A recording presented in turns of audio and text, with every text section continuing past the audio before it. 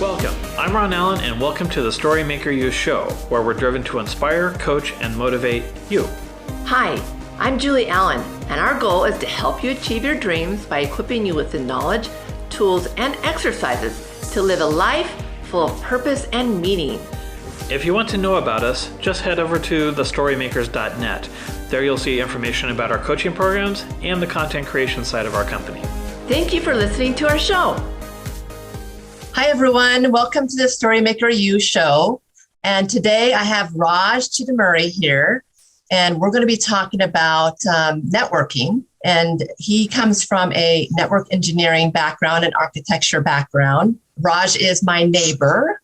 So I've had the fortune to be able to work with him as a career coach. He's got a lot of other things that he's into as well. He's getting ready to summit Mount Rainier, which is the third tallest mountain in the U.S. So I was lucky to be able to grab him before he started trekking up some big mountain. Anyway, Raj came to the U.S. in 2006. He came to me when he got laid off, and I worked with him on his interviewing skills. So I'm really excited to be able to bring him here and have him talk about his skills in networking. One of the things I noticed about him when I was working with him is that he was very good at networking. And I started to view him as I worked with him more and more, really just a master in this area. So I thought he would be a great person to bring to the podcast show. So Raj, why don't you just tell us a little bit about your background and how you came to the US and got started in your career originally? Wow. First of all, thank you so much. That was a big introduction about myself, and I've never had that kind of an introduction for me. But thank you, Julie. It's a great opportunity again. I had a great opportunity to work with you with the career counseling, and it really helped me a lot.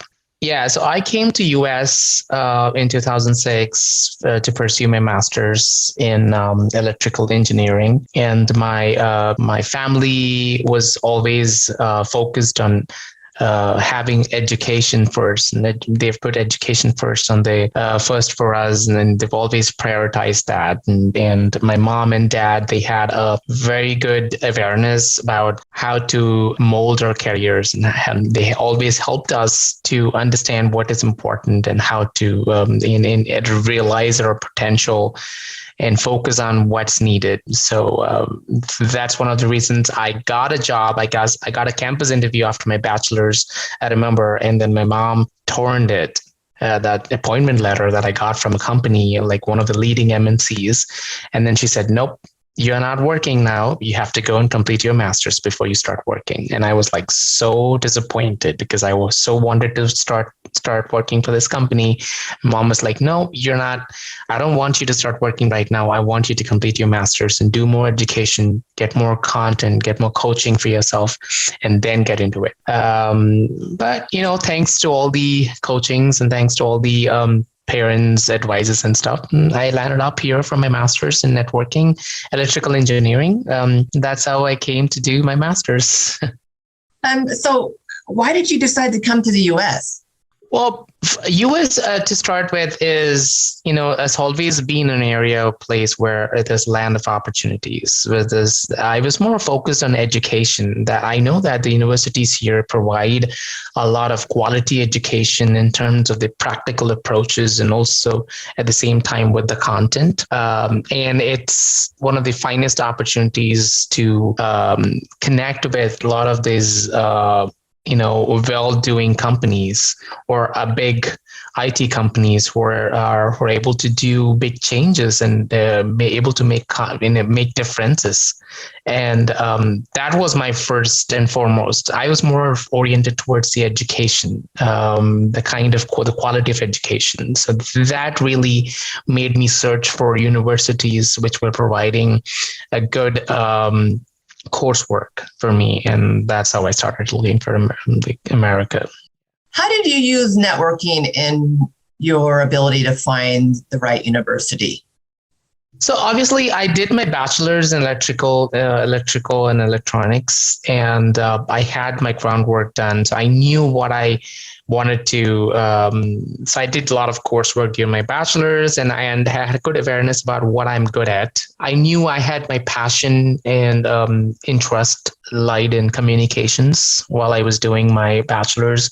Communication and electronics is something that I was really passionate about, and I excelled in that subject all the time, whether it's the experiments, the labs, or the coursework, or doing the seminars or presentations. I was always standing the first. And so I thought that this would be my area. And so I started looking on those lines to see which universities actually offer this kind of coursework, and which universities are doing really good and have a good professors and backed up with some kind of companies. And they're, a lot of these universities are integrated with well-to-do companies who help students integrate their coursework into some practical work and actually gain some exposure, right? More exposure. So I was looking on those lines to find which university fits into my criteria, which offers a communications and electronics background. That's how, and then also which has ties with integrated with good companies that can help me provide more exposure. And I think that you and I spoke before, and you mentioned that you had reached out to some of the professors inside of these universities. Yeah, true, very true. So when I was in India, when I was researching about these universities, a few of the universities which I was interested in, I researched about the professors who were providing the coursework regarding the electronics and communications, especially about communications, data communications and network communications, which I was more interested in. And I saw this professor's work and research work, which was quite fascinating for me. And I thought, maybe I should just write a letter to them explaining my contribution in this area and my interest, and explaining and also telling him or her about my passions and my interest to continue in this area and research and help and assist him or her. And fortunately, I was able to get responses from a few of the professors, and I was able to get a graduate research assistantship right away when I was in India, which was a big thing back then, because getting recognized by a professor that I am worth enough to assist him in one of the high visibility research projects is a not small thing. And at the same time, it gives you a financial help as an international student, which is a big thing, right? And so when you finished up your education, how did you use networking to help you find your first job? I had, thankfully, the universities had a lot of campus interviews, and which I was more focused on. And I was preparing myself for a lot of campus interviews, and I was lining myself with the professors, letting them know that my area of interest and where I want to land. And fortunately, my university was integrated with Cisco networks, and which was a big thing at that point of time in terms of providing networking devices. So I had this opportunity to work with Cisco directly on campus, and that's where I started building network with people who were working for Cisco already, whether it's the employees or the professors who were partnering with them. That really helped me vouch my voice when I started looking for a job. And then I started reaching out to the people who I worked with as a student, because they knew the kind of expertise, the kind of coursework that I did, or the lab experience that I had and exposure that I gained through the university. They were able to quickly tell me where and how I can fit into this different organizations and give me more mentorship and coaching in terms of finding the job.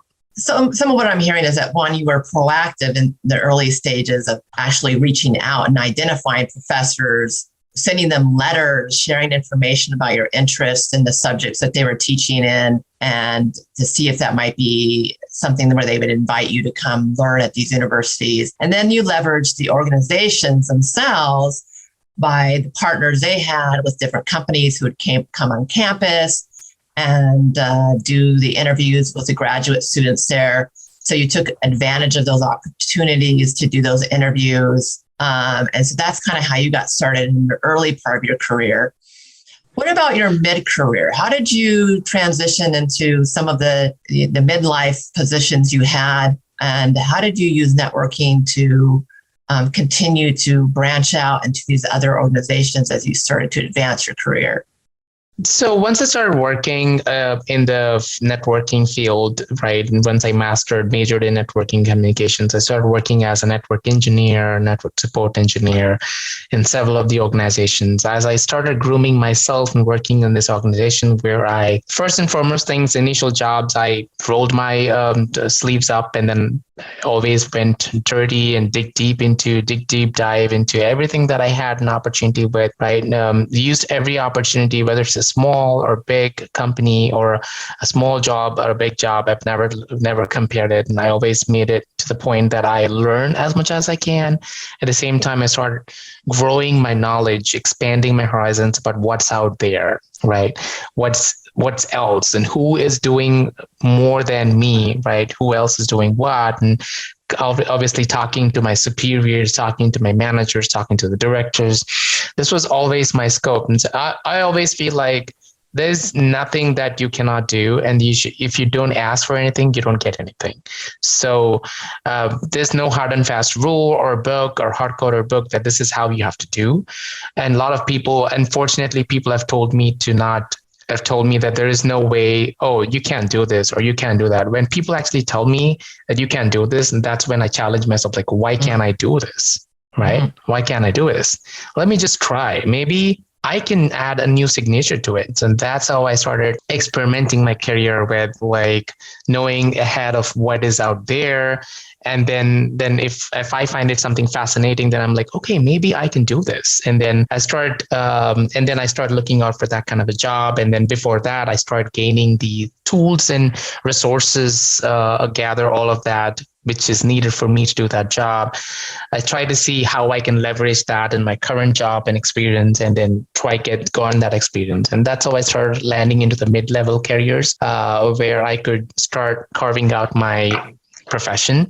I did wander a bit here and there because, you make choices that you feel like this is right for you, and then you go into it, and then you might not like what you have landed with, but you actually find something else that really excites you. But that would be a transition job for you to land into a better role.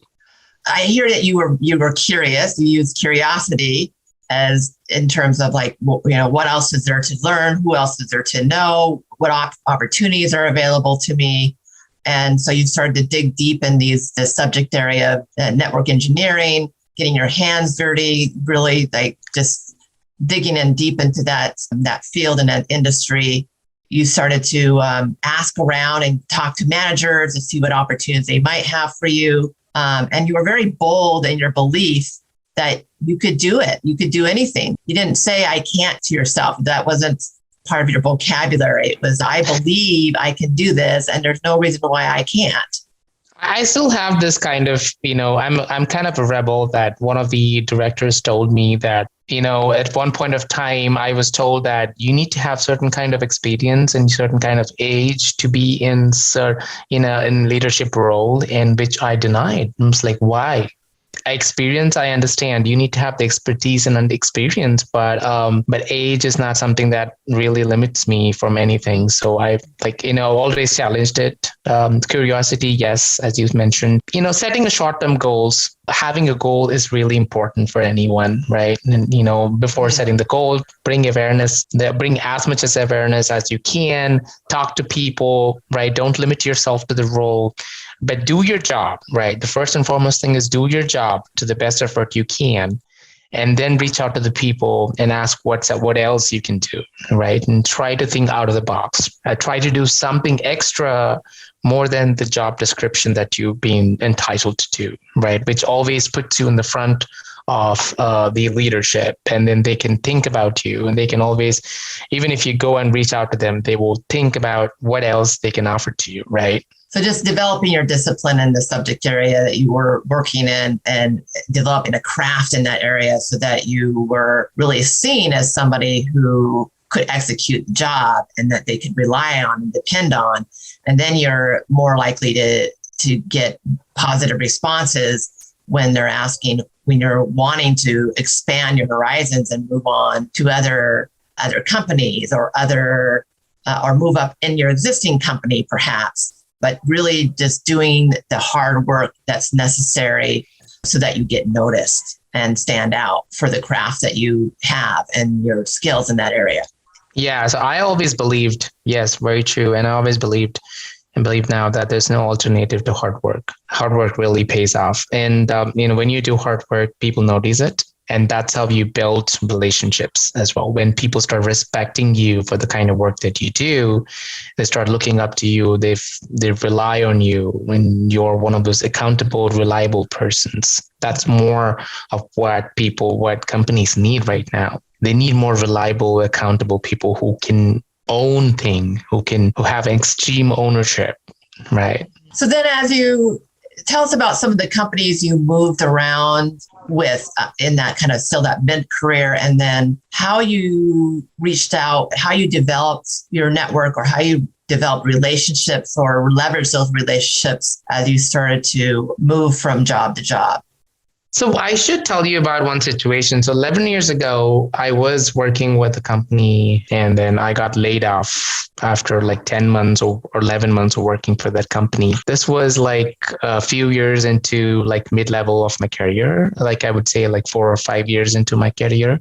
And that was a big surprise, an unpleasant surprise to me in many ways, because at that point of time, I was networking, I was building relationships with people, but not to an extent where it could help me to find a job for myself on the situations if I lose one, or not to the extent where people can think that, oh, Raj is someone that we can definitely hire. I was doing my job, but I was more like I had blinders on my ears, on my eyes, where I could just bow down into my own laptop and just do the work, right? And I was still maintaining the relationships and talking to people, but not effective enough where I can leverage it to the point that they can help me out when I land in situations. And that's when I realized that the 5 years of work that I'd done was good, but it really did not help me anywhere. And I had to start all the way from scratch. Though I had the experience, but it was a rough start. So I took like 2 or 3 months to be able to like really dig deep dive into it and learn what I have and bring more awareness to myself and understand my strengths and weaknesses. And then, so it took me a time to find a job, land into a job. And that's when I decided that I'm not going to make this mistake again and learn from my mistakes that I've done in the past and learn the lessons hard way. So I started doing my research. I started looking for the new job when I land in the new job. For the next job. So when I start my new job, that's when I start looking out for the next jobs. And that's when I'm scouting for the next job that I'm going to be landing with. So that's when I'm actively looking for. So when you have a job, that's maybe the best time to consider where the next place may be and start looking for a job, even when you have a job, so that if you do get laid off for some reason, that transition will be a little bit more smoother and there's a little bit less risk to you in terms of having that surprise of losing your job that day. Yeah. So I can see that some people might find it a very volatile uncertainty, or, people might feel like, oh, you're never stable or something like that. But no, I would say that you're preparing for every kind of scenario, right? You're just being proactive. This is part of your job.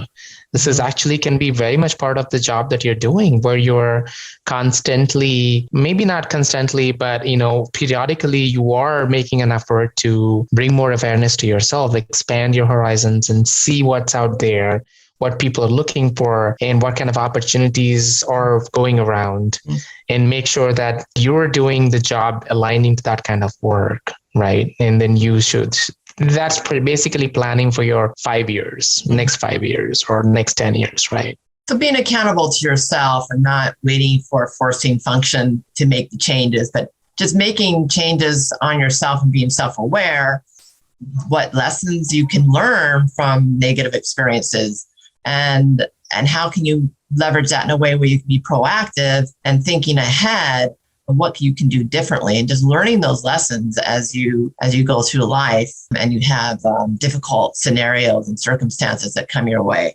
Let's move on to more your later career. So you say that early on, networking wasn't necessarily something that you were good at and that you leveraged, but that you were trying to learn how can you be better in the tech industry in terms of making those transitions? Those transition periods are one of the most difficult parts of our life, when we're leaving one job or moving to another job, or when we lose a job, or we get laid off, or we don't even know maybe what we want to do next, perhaps. And so networking is a great way, not just in terms of helping us find a job, but maybe helping us figure out what kind of jobs would be good for us, or what kind of work other people are doing out there, and learning from them and their profession.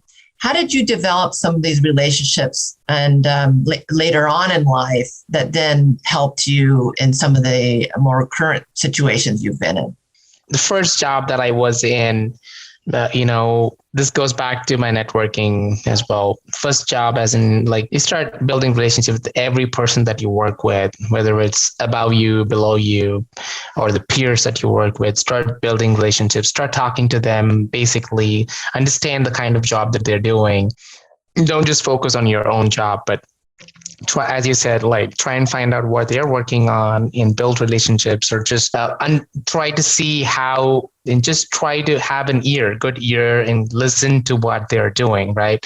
And that's how you start maintaining the relationships, and then you consistently keep in touch with them, even when you're out of the job, right? And professionally connect with them on LinkedIn, and then maybe meet for a coffee over a weekend or sometime, and just casually hang out. And then start finding out what other jobs they're got into, what companies there are in, and then try to keep in touch, and then share what you're doing as well. It's more of just maintaining relationships. That's what I've done, because I always felt like, you never know, we just need to start giving. And then most of the times it was more like I was giving a lot of these people awareness about what kind of job roles that my company has, and then I kind of referring them into my company or the companies that I knew, or actually facilitating that mediator kind of a person, where I'm just, oh, you know what, this friend of mine who works for the next company has this kind of a job, which I think is more appropriate for you. So why don't I connect you with that person? And then that's how I started building my network. Right. Mm-hmm. And it's because I bring myself the awareness, and then I maintain these relationships, and then I periodically meet with them. And if someone is looking for a job, and I'm kind of connecting them to the people that I knew, and that's how I'm increasing I didn't intentionally plan for this, but then over the time, I started noticing that I kind of created own brand value for myself, where people started relying on me to find good resources, good work ethic people, or good expertise in subject matter. If Raj refers a person, then he's good. He must be good, and we can definitely rely on him. So that's the kind of reputation that I garnered over the time, and due to that, my relationships already obviously increased, and it really helped me personally connect with them over the years, right? So again, it all goes back to starts with how you do your job and how responsible you are, because then people are happy to refer you, right? It makes people, so that's one thing, is just making people want to refer you, making people feel good about doing that, because they know Raj does good work. They know that he's responsible. They know that he is very knowledgeable in a subject area. They've had enough conversations from him that it's believable and it's trustworthy. And then when it comes time for a placement, it's easier for them to do that, because they feel like they're giving a good referral. They're sending you somewhere, and they trust that you're going to be a good fit in terms of your expertise for that company, and they're going to be benefiting too. So it's going to be a win-win. But what I also hear you saying is that a lot of it, in terms of just the relationship building, is being selfless and being a giver and altruistic in that, and that you're not really expecting anything. You're just wanting to get to know people, and you're interested in the careers they have. You're interested in the professions that they work in, and how they're having impact in their companies, and just learning about people, and just having a genuine interest in them, and developing those relationships from there. Yeah, so I should say about this, like initially I was a little bit hesitant about, I had a low esteem or low regard of the kind of job that I was doing. And I was a little hesitant to really reach out to the people who are doing the top cream work. And I knew that they're doing more responsible work. And then I was a little concerned about, oh my God, I mean, if I go and talk to them and and if they end up asking me like, what are you doing, Raj? And then if I tell them that I'm doing this job, which is like a basic thing or something, and I felt like, maybe they won't consider good enough of me, or they wouldn't think good about me, or they wouldn't care to talk about me. So there was kind of these kind of baseless hesitations that I had for myself, because I thought maybe I should reach to a point before I can talk to a director. Maybe I should reach to a certain level before I can pitch myself to a leader or an architect or someone, right? But over the time, I understood that that's not what it is, right? No matter what kind of job you do, you can always aspire to do. You can always aspire to do something really big. And there's nothing wrong in having an aspiration. There's nothing wrong in having a goal. And there's nothing wrong in talking to people and going up and talking to the people and mentioning that, I'm not doing the dream job that I want to be doing. I'm doing this. And can you tell me what will help me to go and find the job that really excites me, right? Don't hesitate to speak up, and don't be shy to open up about what you're doing. A lot of the people are dealing with this kind of ego or false ego that happens. A lot of this IT and peer pressure, I would say, even with your peers, you could see that they're posting some really cool things on LinkedIn profiles or any other way. And then you feel like, oh my God, this guy is doing a lot better than what you are. So a lot of the times you don't actually open up because you feel so low about what you're doing, about your job or anything, right? Yeah. So you let pride get in the way. And that's something that I really never choose to have it over the years, right?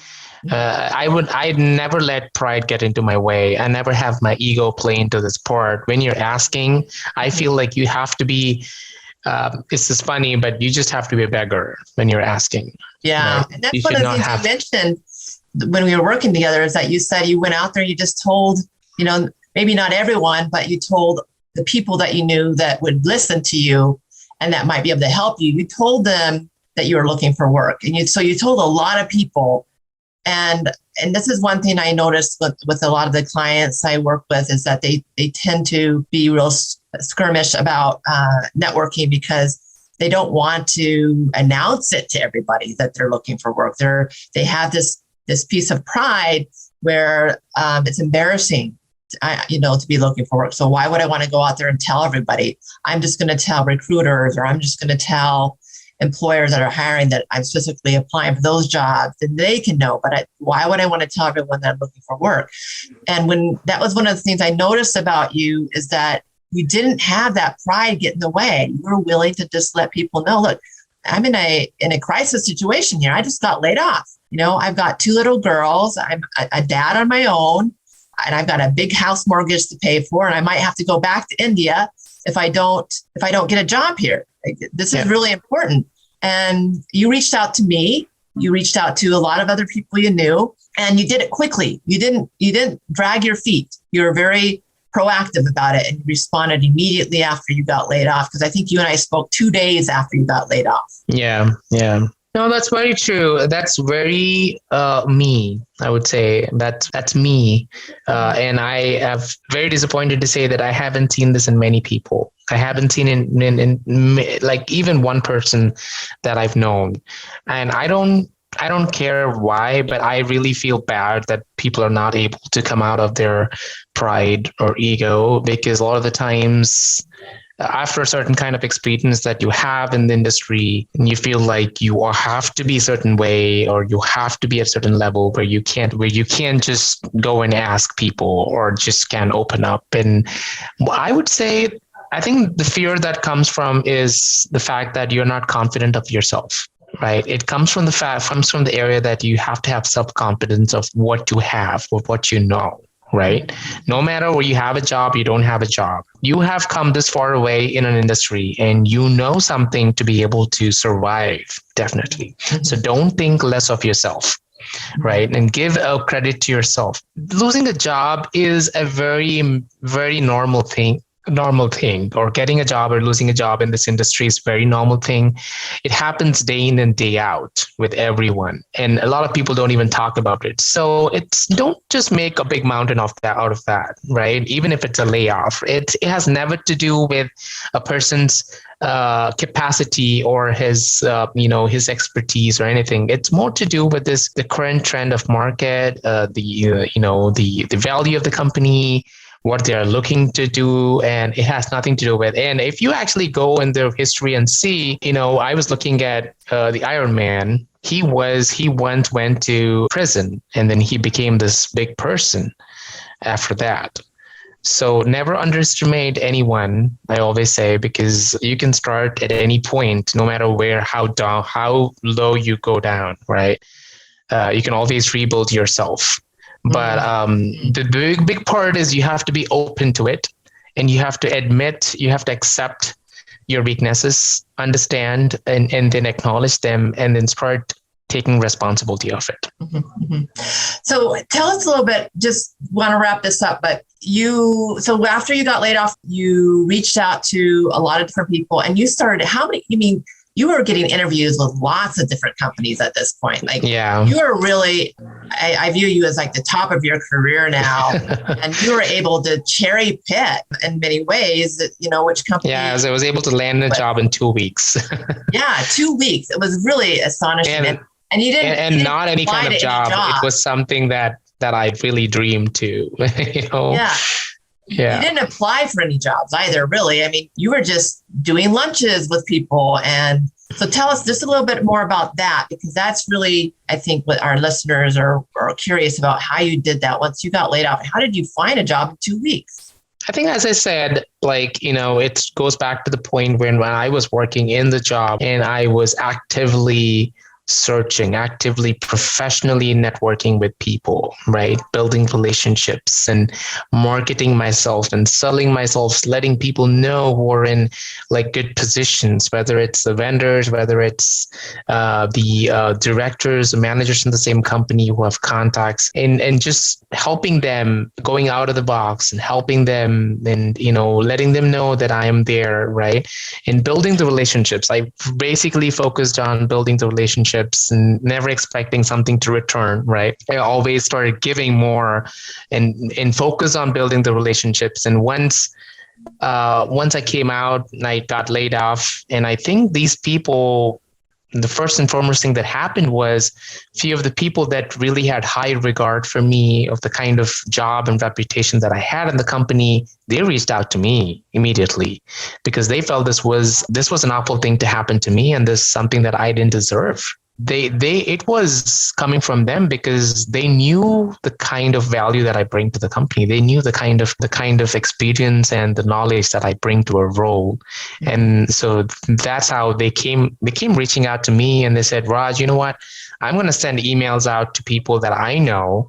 And they started sending emails out, looping me in, saying that, Raj is such a guy. He is amazing and he's available right now. He did this kind of work because they had good understanding about the kind of experience and the knowledge and expertise that I had. So they had briefly come up with their introduction and send out introductions to a lot of people in the other companies that are working with. And then these companies were like, wow, this is coming from a director. This is coming from a senior manager, referring a person. This is a lot.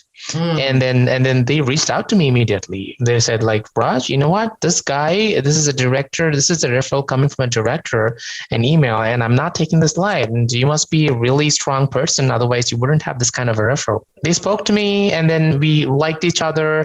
And then they said, he's going to pitch to his manager about the position that he has opened.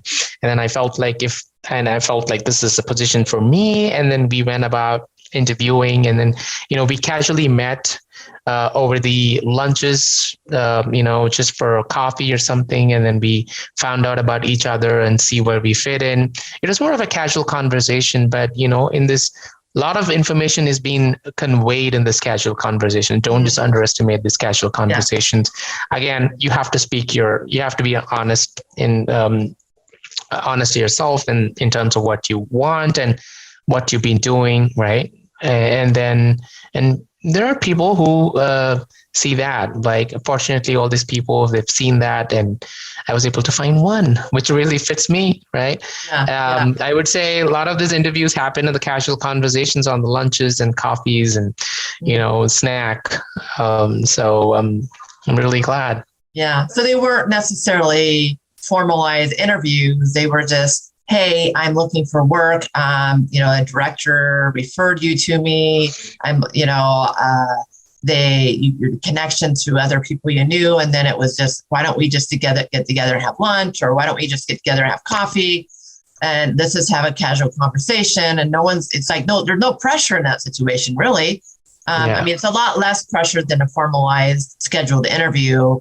And then those actually did lead naturally to these more formalized interviews, which you were having with lots of the big companies in the Seattle area, the Amazons, the Microsofts, even some in the Bay Area, like Cisco was coming back around. Yeah. And so I think there's number of, every time I talk to you, you're interviewing with these different companies and none of these were anything that you logged online to some job board and applied to a job. It was all just through directors and colleagues that you'd work with, peers who are just like sending your resume to them because they trusted that you were such a good employee with the work you had been doing with T-Mobile that they wanted to share your expertise with these other companies. And it just happened naturally. So it started with one just becoming very good in the subject you were working in, doing these informational type meetings where you're meeting with people, just asking them, how did you get to where you are in your profession? Yeah. How did you grow your profession? What would you recommend to someone like me?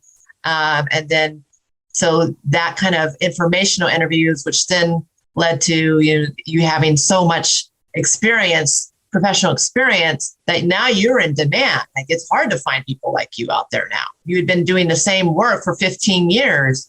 And now you're actually changed your career to where you're doing sales for the products. Instead of just being a network engineer, now you're growing and challenging yourself to move into a whole different realm of doing the sales end of it, because you're so knowledgeable about these products and network engineering that you're going to be challenging yourself in that.